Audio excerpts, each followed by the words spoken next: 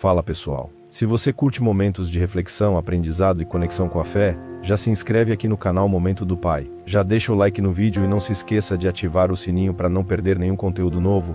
Que Deus abençoe você e sua família. O tema da mensagem de hoje é mais forte do que o medo. E a gente precisa entender que o medo ele é forte, não é fraco. Ele é poderoso, ele não é qualquer sentimento. Mas ainda assim é possível ser mais forte do que qualquer sentimento. Porque o sentimento ele tem um ponto sensível. Sentimento é o que se sente, mas a tua identidade é o que se é. Então você sente medo, mas ainda é filho do leão da tribo de Judá. Alguém aqui? Você sente preocupação, você sente ansiedade, são sentimentos passam. Mas a nossa identidade foi firmada e é nela que a gente precisa firmar a nossa expectativa. A minha identidade está firmada em algo que foi estabelecido antes do que aquilo que eu sinto me alcançar. A minha alma está angustiada, isso é passageiro. A minha alma está alegre, isso é passageiro. Agora quem eu sou? Eu sou quem Deus diz que eu sou. Eu tenho o que Deus diz que eu tenho. Eu posso o que Deus diz que eu posso. Alguém está comigo? Diga amém. Eu amo a citação de Napoleão Bonaparte. Ele falava que eu não tenho medo de um exército de leões que seja liderado por uma ovelha, mas eu tenho medo de um exército de ovelhas lideradas por um leão. Porque a identidade do líder fala muito a respeito do que está se construindo. A gente precisa entender que existe um cabeça no corpo, e esse cabeça é o próprio Jesus. É Ele quem garante você, é Ele quem respalda você, é Ele quem sustenta você, é Ele quem fala com você. Então, por mais que existam vozes ao nosso redor, há uma voz sobre nós. Por mais que existam ruídos ao nosso redor, há uma palavra sobre nós. Alguém está pegando isso aqui? Diga amém. E a gente ouve isso tantas vezes, que às vezes entra no modo automático. O entendimento de que há uma palavra sobre mim, que antecede a minha existência, deve gerar em mim segurança. O entendimento de que há uma promessa, que ela foi estabelecida antes da crise chegar, antes do medo chegar, antes do sentimento chegar, antes da preocupação chegar, deve ser o nosso lugar de refúgio, é o nosso marco zero, é onde a gente volta quando tudo dá errado. Porque tá tudo bem sentir medo, eu sinto, você sente, tá tudo bem a gente ter preocupações, eu me preocupo, você se preocupa. Agora a gente precisa voltar para esse marco zero, é o lugar da gente recalcular a rota, como eu falei no último encontro. Esse lugar em que a gente volta e a gente se aquieta, e a gente se acalma, e a gente revisita palavras, a gente relembra promessas. É nesse lugar que Deus coloca as coisas no seu devido lugar. O problema é que quando a gente está correndo e está cansado, mas não busca nele renovo, a gente para no meio do caminho. Quando a gente está se movendo e está com medo, mas não busca nele coragem, a gente desiste. Então nem sempre o movimento é a melhor estratégia. Não é só sobre se mover. Não tem nada pior do que um touro motivado. Não é só sobre correr, não tem nada pior do que chegar mais rápido em lugar nenhum. É sobre partir de um ponto. Cristo é o cabeça, Ele tem uma palavra, Ele tem uma promessa, é nele que eu confio, é nele que a minha alma espera, e a partir desse entendimento eu volto a correr, a partir desse entendimento eu volto a me mover, porque eu acho que muitas palavras que a gente ministra e ouve são palavras pautadas em encorajamento, e o encorajamento é maravilhoso, mas ele precisa estar bem firmado e fundamentado em verdade de Deus, porque senão a gente só está motivado, encorajado, a gente está correndo feito um maluco atrás do vento, indo para lugar nenhum. Eu lembro de uma pregação que eu fiz um tempo atrás, que eu falava sobre o desafio da gente encarar a nossa jornada como se fossem esteiras. Alguém já caminhou na esteira aqui? Alguém já suou muito caminhando na esteira? Alguém já saiu do lugar enquanto caminhava? Você já saiu do lugar enquanto caminhava na esteira? Pro lado, boa. Obrigado, Lucão, muito bom. Você corre, se cansa, sua, mas não tem destino. Você imprime esforço, dá o seu melhor, fica exausto, mas não sai do lugar. Você está ali 1 hora, 2 horas, 10 horas, não é sobre tempo. Você não vai chegar a lugar nenhum. Eu acho que muitas vezes a gente está tentando lutar contra o medo, contra desânimo e contra outros sentimentos, como alguém que corre numa esteira. A gente está querendo se distrair, quer só continuar correndo. A gente está tentando vencer esses sentimentos e quer só continuar andando. Mas a palavra de Deus fala que há tempo para todas as coisas. E há tempo, inclusive, da gente voltar para o marco zero e recalcular a rota. Então, como eu consigo vencer o medo? Eu creio que uma das formas de a gente vencer o medo é a gente se aquietar e deixar Deus trazer à nossa memória o que dá esperança. A gente revisitar palavras antigas, promessas promessas antigas. Porque é isso que gera encorajamento. O que vai te encorajar não é o fato de seus gigantes terem se apequenado. O que vai te encorajar é lembrar que há um leão da tribo de Judá que vai à frente da sua batalha. Então os gigantes podem até ser maiores do que eram na estação anterior. Não é sobre o tamanho do meu adversário, é sobre o tamanho do meu Deus. Max Lucado ele diz que se olharmos para os nossos gigantes, tropeçaremos. Mas se olharmos para o nosso Deus, os nossos gigantes aqui tropeçarão. Então, eu estou falando com propriedade de causa, irmão. Tem dias que você olha e fala, caramba, essa acho que deu ruim, estou cansado, estou desanimado, estou sem esperança.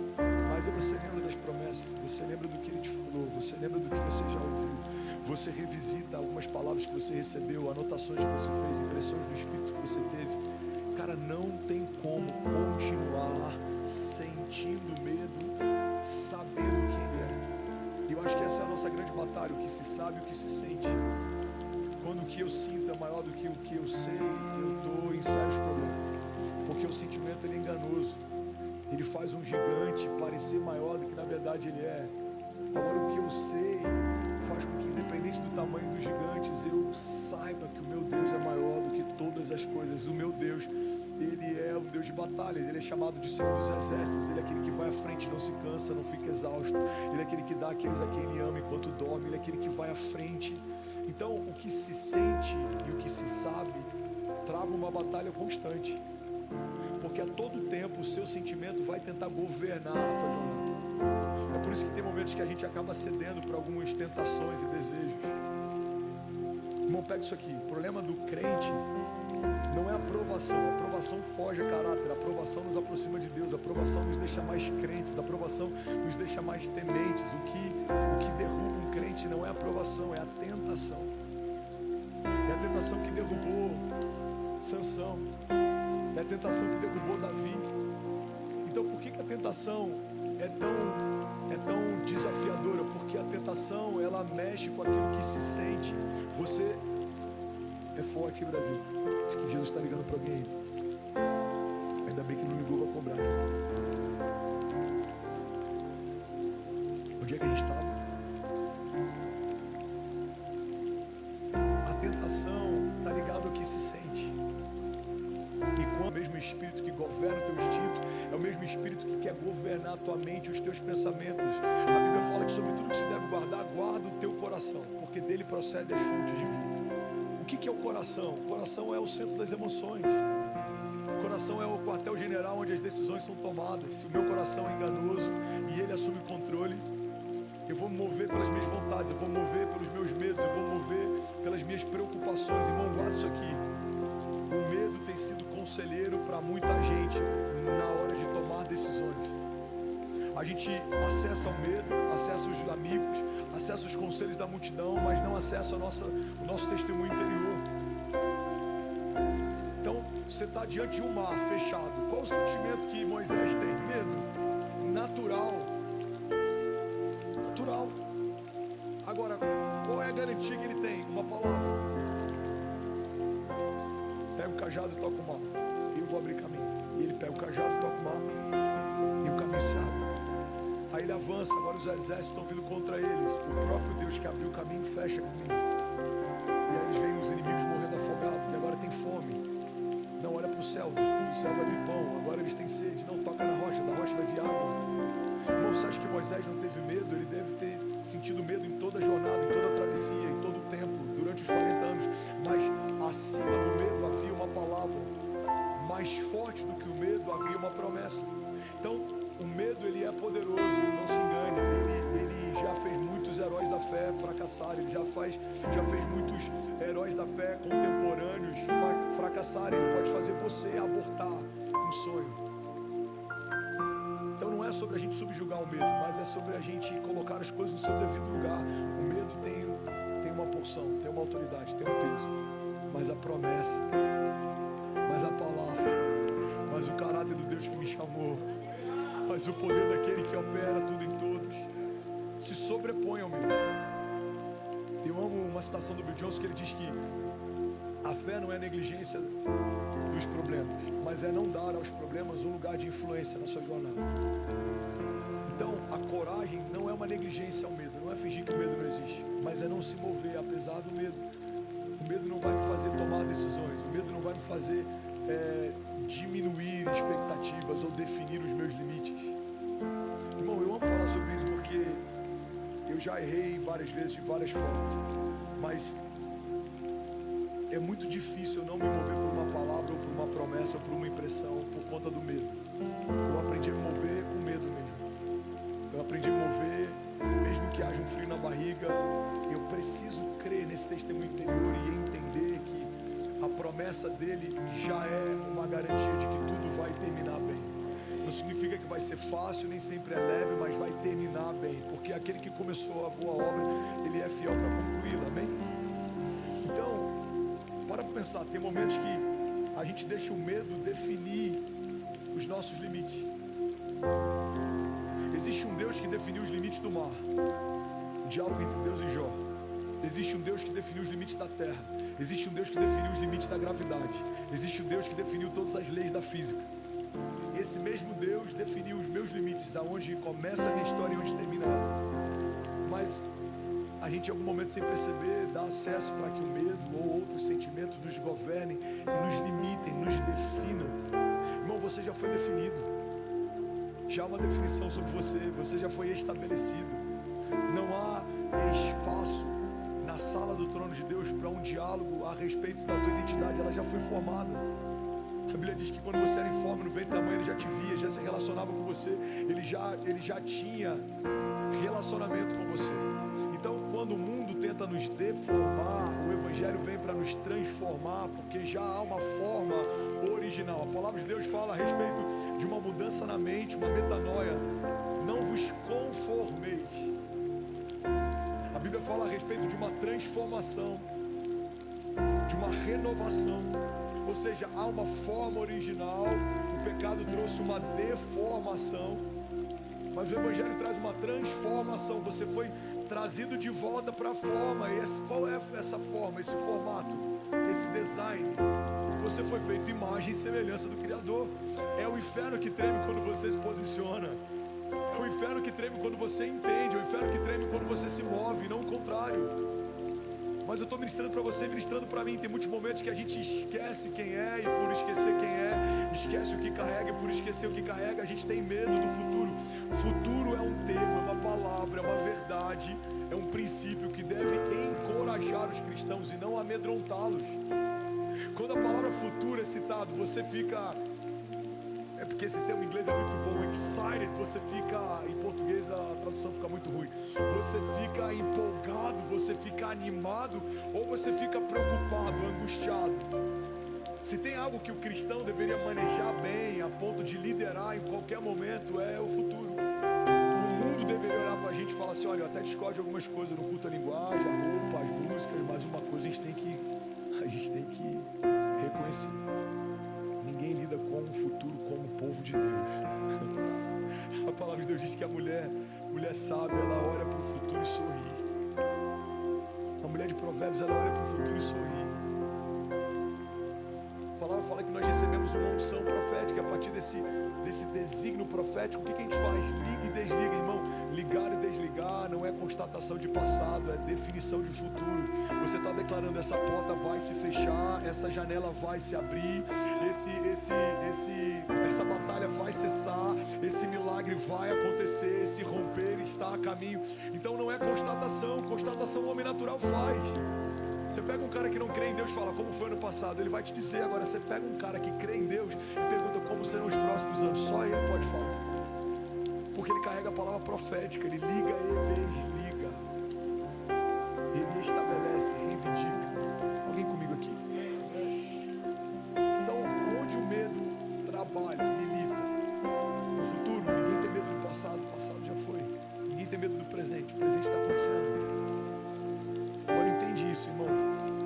Assim como o medo só trabalha no futuro, a esperança, ela mora no futuro.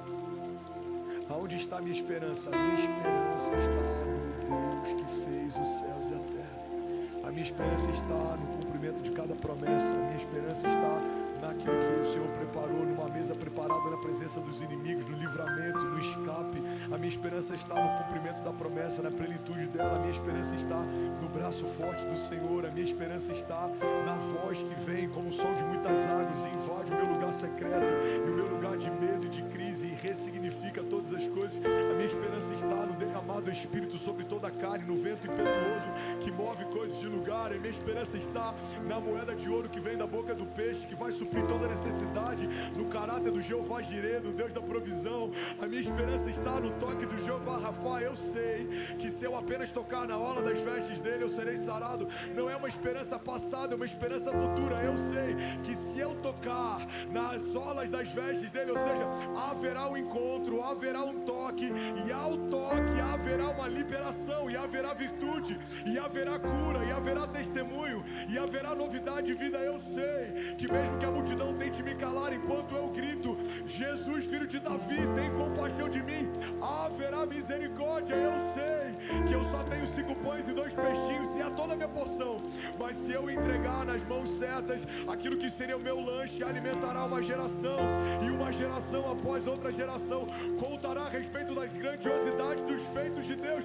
Eu preciso trazer à memória aquilo que me... O gigante nem chegou, mas eu estou com medo dele chegar. A crise não chegou, mas eu estou com medo dela chegar. O problema não aconteceu, mas eu estou com medo dele acontecer. Não, vamos tratar o que não é como se já fosse. Do lado bom, a boa notícia ainda não chegou, mas vai chegar.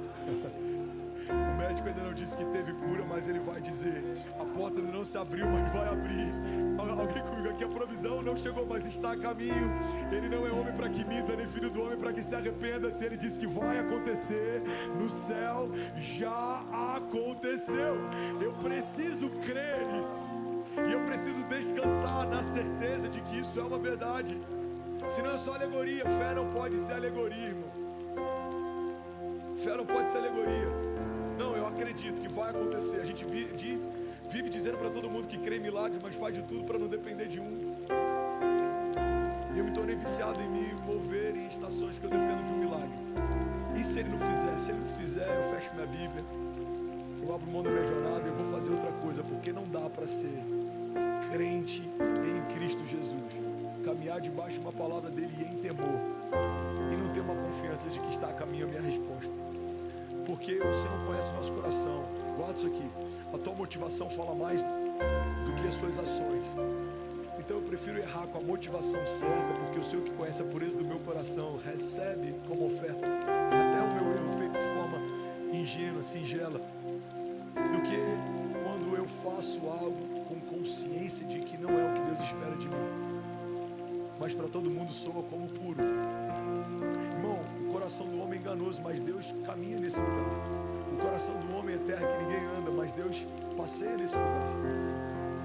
Então o que ele espera de mim? Eu creio que ele espera ver em mim o ímpeto de um filho corajoso debaixo de uma palavra, mais do que alguém que fica falando que é zeloso, mas na verdade talvez seja só um medroso travestido de alguém, como é que eu vou dizer? De alguém. Tem muito, guarda isso aqui, irmão, tem muito religioso travestido de zeloso. Não é zeloso, ele só tem medo. Tem muito religioso travestido de prudente. Não é prudência, é medo. E às vezes os corajosos e ousados, eles são mal compreendidos porque erram mais, mas erram mais porque fazem mais. Erram mais porque fazem mais. Quantos homens devem ter aconselhado Neemias a não fazer o que fez? A maior parte deles, em nome de Deus, aconselharam. Quantos aconselharam Jesus a não se entregar como se entregou o próprio Pedro, apóstolo de uma igreja primitiva? E quando fez isso, de que foi chamado? Satanás. Para trás de mim, Satanás. Por quê? Guarda isso aqui, irmão. Porque quem não vive de forma ousada em busca de um propósito, mesmo que custe tudo, vai defender o erro como se fosse zelo. O que Pedro está fazendo é defender o engano. Ele está falando, não, vamos te poupar disso, não, a gente vai te proteger, a gente vai te blindar. Jesus fala, para trás de mim, Satanás. A redenção não é um engano, a redenção É o motivo pelo qual eu vim à terra. O verbo encarnado precisa ser crucificado, porque a partir dessa crucificação eu vou abrir um vivo e novo caminho, eu vou restaurar e reconciliar. Quantos conselheiros teriam dito para Neemias, não sai do palácio, permanece? Quantos teriam dito para Jesus, não se entrega, foge? Quantos teriam dito para Pedro, não coloca o pé para fora, é mais seguro dentro? Eu não sei ao certo quantos tinham, mas se estavam só os discípulos, eram 12, e só um voltou molhado para dentro do barco, mas só um voltou com uma memória de como é andar sobre as águas com o mestre. Então quem você é? Você é daquele que prefere permanecer seco, no lugar aparentemente seguro? Ou você é daqueles que a história vai falar a respeito dos feitos que você viveu com Deus? Sim, estou voltando molhado, mas caminhei sobre as águas com Jesus. Sim, estou voltando molhado, mas eu sei o que é andar sobre as águas com Ele. Sim, estou voltando molhado, mas quando Ele me disse vem, eu fui. E quando eu afundei, Ele estendeu as mãos e imediatamente me trouxe de volta. Porque é melhor ver uma mão estendida do Senhor me trazendo de volta para o lugar que eu deveria permanecer do que nunca ter estado nesse lugar. Irmão, guarda isso debaixo da unção do Senhor. Somos mais fortes que o medo. O medo, ele existe, ele está ao nosso redor, ele vem tentando nos abater, mas há uma palavra que chegou primeiro, há uma promessa que se estabeleceu primeiro. Quem é esse que até o vento e o mar lhe obedecem, diziam os discípulos? É aquele que estabeleceu a tua promessa, o teu futuro, a tua casa, é aquele que firmou as tuas palavras no lugar seguro, é aquele que está te chamando para andar com ele sobre as águas. Alguém comigo aqui, diga amém. Glória a Deus. Aleluia. Aleluia. Aleluia. A gente vê isso em Davi, o homem segundo o coração de Deus. Errou porque de forma precipitada, talvez por querer apressar a chegada da presença de Deus na cidade, tentou facilitar a logística, colocou um carro de bois no lugar do ombro dos sacerdotes. Eu não sei a motivação. Sinceramente, não acho que foi economia de gasto. A história de Davi não dá margem para isso. Ele nunca economizou nada para entregar tudo para Deus. Então, se a história dele não nos fala a respeito de alguém que economizava recursos, tudo bem, gente? Se a história não nos dá margem para encontrar no caráter de Davi alguém que economizava recursos ou esforço, eu não acho que foi sobre recursos. Davi não era alguém que fazia de forma intencional quebra de princípios. Ele construiu uma casa para Deus porque ele começou a se incomodar com o fato de habitar num palácio e a presença de Deus está resumida a uma tenda. Agora, se a gente for olhar para a história de Davi, eu vejo um homem que o ímpeto dele era fazer algo que alegrasse o coração de Deus. Então eu creio, eu posso estar equivocado, que ele errou talvez tentando acelerar o tempo do retorno da presença para a cidade. E quando isso acontece, alguém é fulminado porque tocou no que não deveria tocar. Mas Davi é poupado e tem uma segunda chance para fazer de novo, do jeito certo, no tempo certo. Então guarda isso aqui. A gente vê vários heróis da fé que até erraram tentando fazer o certo, mas a motivação era pura e o coração era reto. Quando a minha forma erra, não é levado em consideração porque a motivação do que eu fiz era correta.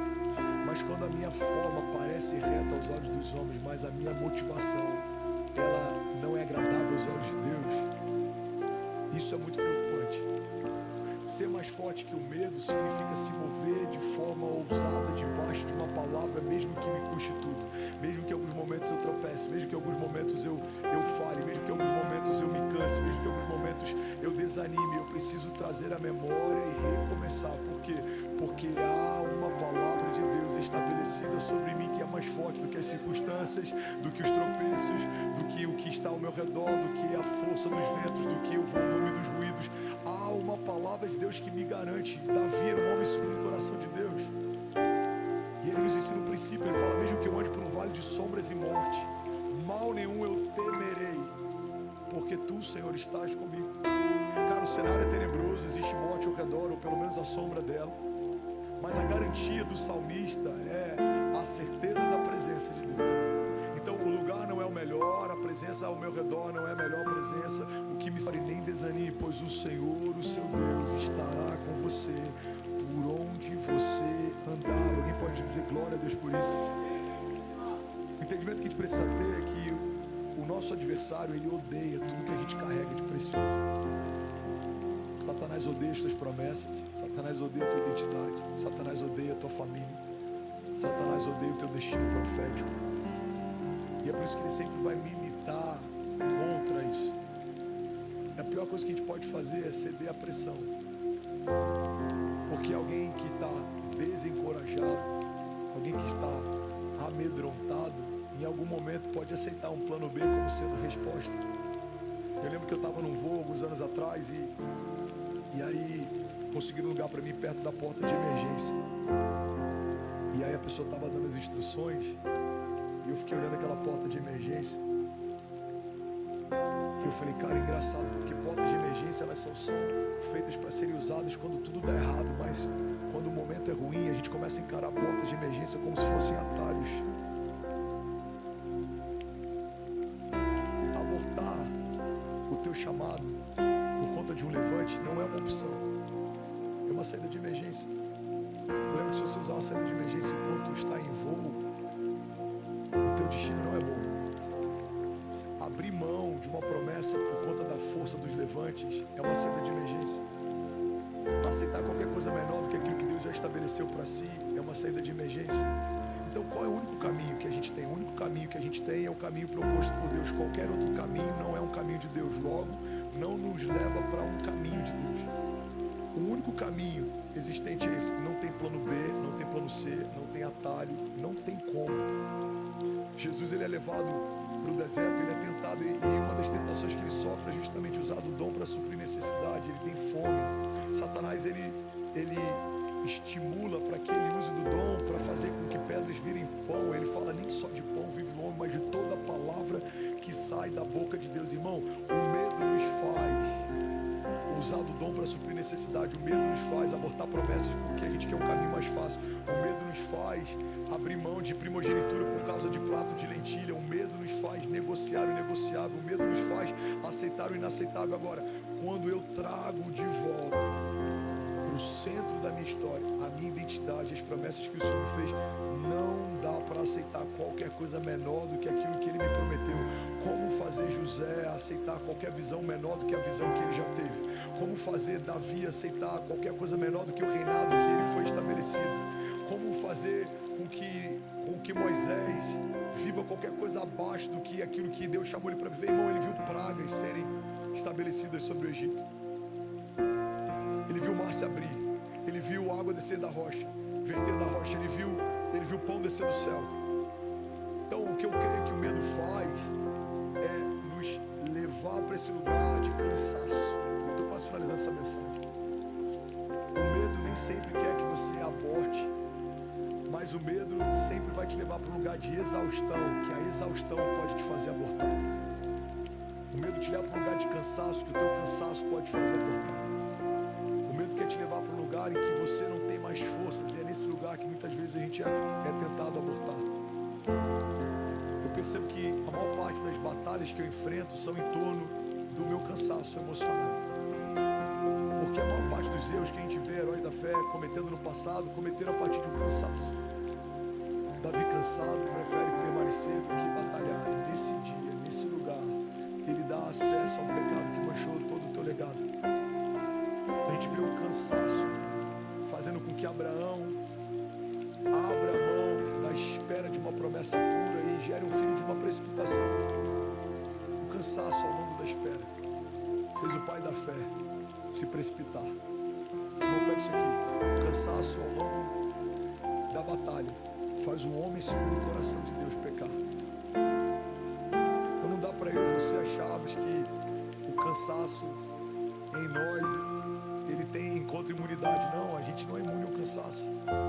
Então eu creio que a maior parte dos medos que a nossa geração tem enfrentado é só um lugar que nos leva ao cansaço. Tem muita gente desanimada, tem muita gente cansada, tem muita gente prostrada, tem muita gente frustrada. E esse lugar é um lugar perigoso. lugar que a gente entrega os pontos, é nesse lugar que a gente abaixa a guarda, é nesse lugar que a gente desiste, é nesse lugar que a gente aborta. Vem comigo? Tem muitas pessoas que você conheceu no início da tua jornada que abriram mão da jornada de fé. Não é porque elas amavam Jesus menos do que você ama. Talvez algumas delas até amavam mais.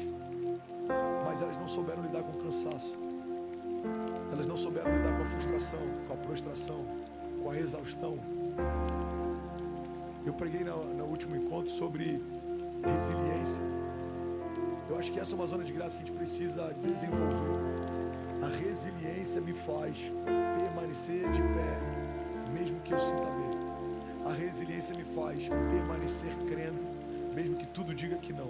A resiliência me faz permanecer meditando nas promessas, mesmo que toda hora chegue uma notícia ruim. A resiliência é quase como se fosse uma teimosia santa. Eu tô tão, como é que eu posso dizer? Decidido em permanecer confiando até que aconteça, que pode ser o que for, pode vir o que vier, pode ser quem for, eu permaneço guardando a esperança viva, eu permaneço confiando naquilo que o Senhor me mostrou, porque tudo que está ao meu redor pode passar, mas as palavras do Senhor, elas não passarão.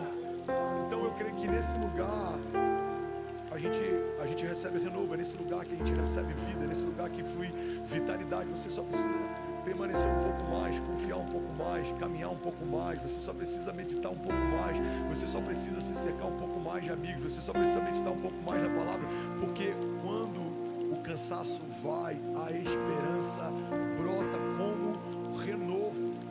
É como um broto que ele volta a florescer no meio de uma árvore podada. Não sei se você já me ouviu falando sobre isso, mas o termo renovo vem de rebento. Rebento é aquela folha, aquele galho que insistentemente volta a brotar no lugar que foi cortado. Se você andar pelo rancho aqui, você vai ver alguns lugares que a gente podou e você vai ver galhos cortados. No meio daquele galho começa a surgir um broto. Esse broto significa rebento, e esse rebento significa renovo. O renovo de Deus não é necessariamente Deus fazendo algo novo no lugar novo. O renovo de Deus muitas vezes é Deus fazendo algo novo no lugar ferido. É Deus fazendo algo novo no lugar cansado. É Deus fazendo algo novo no lugar quebrado.